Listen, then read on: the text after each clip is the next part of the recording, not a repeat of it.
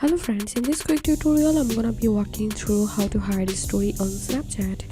But before getting started this video, make sure to subscribe. How to unmute it. So I'm clicking on add to my story, and from here I'm capturing a photo, and then I'm clicking on send, and here we can see a story has been added.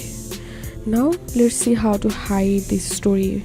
So I'm clicking on this three dot icon and clicking on story settings, and from here if you select everyone, then your story will be visible to everyone. If you select friends only, then your story will see your friends only.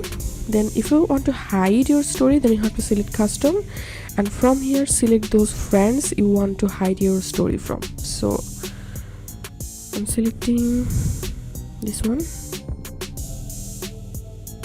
then I'm clicking on block, and that's it. So this was the way we can hide our story on Snapchat. If you find this video helpful, make sure to subscribe. How to unmute it. Thanks for watching this video.